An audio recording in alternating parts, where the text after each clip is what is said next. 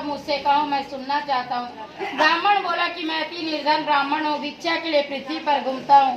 हे भगवान, यदि आप इससे छूटने का कोई उपाय जानते हैं तो कृपा कर कहो। वृद्ध ब्राह्मण बोला कि श्री सत्यनारायण भगवान मन वांछित फल को देने वाले हैं, इसलिए हे ब्राह्मण तू उनका पूजन कर, जिसके करने से मनुष्य सब दुखों से मुक्त हो जाता है। ब्राह्मण को व्रत का सारा विधान बतलाकर बूढ़े ब्राह्मण का रूप धारण करने वाले श्री सत्यनारायण भगवान अंतर ध्यान हो गए।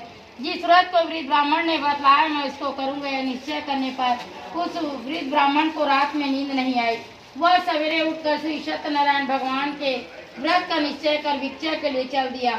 उस दिन उसको भिक्षा में बहुत सा धन मिला, जिससे अपने भाई बंधुओं के साथ उसने भगवान श्री सत्यनारायण के व्रत को किया। इसके करने से वह ब्राह्मण सब दुखों से छूटकर अनेक प्रकार की संपत्तियों से युक्त हुआ। उस समय से वह ब्राह्मण हर मास व्रत करने लगा। इस तरह भगवान सत्यनारायण के व्रत को जो भी करेगा वह सब पापों से छूटकर मोक्ष को प्राप्त होगा। आगे जो पृथ्वी पर भगवान सत्यनारायण के व्रत को करेगा वह मनुष्य सब दुखों से छूट जाएगा। इस तरह नारद जी से नारायण का कहा हुआ यह व्रत मैंने तुमसे कहा। हे विप्रो, अब और क्या कहूँ। ऋषि बोले कि हे मुनीश्वर, संसार में इस ब्राह्मण से सुनकर किस किसने इस व्रत को किया है वह सब हम सुनना चाहते हैं। इसके लिए हमारे मन में श्रद्धा है। श्री सूत जी बोले कि हे मुनियों, जिसने इस व्रत को किया है वह सब सुनो। एक समय वही वृद्ध ब्राह्मण धन और ऐश्वर्य के अनुसार अपने भाई बंधुओं के साथ व्रत करने को तैयार हुआ।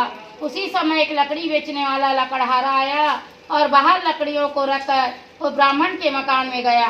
प्यास से दुखी लकड़हारा उनको व्रत करते देखकर ब्राह्मण को नमस्कार कर कहने लगा कि आप किसका पूजन कर रहे हैं और इस व्रत के करने से क्या फल मिलता है, कृपा करके मुझसे कहो। तब ब्राह्मण ने कहा कि सब मनोकामनाओं को पूर्ण करने वाला यह श्री सत्यनारायण भगवान का व्रत है। इनकी कृपा से मेरे यहाँ धन धान्य आदि की वृद्धि हुई है। ब्राह्मण से इस व्रत के बारे में जानकर लकड़हारा बहुत प्रसन्न हुआ और भगवान का चरणामृत ले और भोजन करने के बाद अपने घर को गया।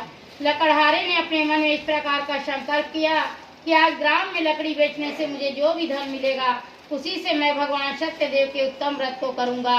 यह मन में विचार कर वह लकड़हारा लकड़ियां अपने सिर पर रखकर जिस नगर में धनवान लोग रहते थे वह ऐसे सुंदर नगर में गया। उस रोज वहां पर उन्हें उन लकड़ियों का दाम पहले दिनों से चौगुना मिला। तब वह लकड़हारा दाम ले और अति प्रसन्न होकर पके केले के फल, शक्कर, घी, दूध, दही और गेहूं का चूर्ण इत्यादि श्री सत्यनारायण भगवान के व्रत की कुल सामग्रियों को लेकर अपने घर को गया। फिर उसने अपने भाई बंधुओं को बुलाकर विधि विधान के साथ भगवान सत्यनारायण के पूजन और व्रत को किया। उस व्रत के प्रभाव से वाला कड़ारा धन पुत्र आदि से युक्त हुआ और संसार के समस्त सुख को भोग कर वैकुंठ को चला गया। इति श्री सत्यनारायण व्रत कथा द्वितीय अध्याय संपूर्ण। बोलो सत्यनारायण भगवान की।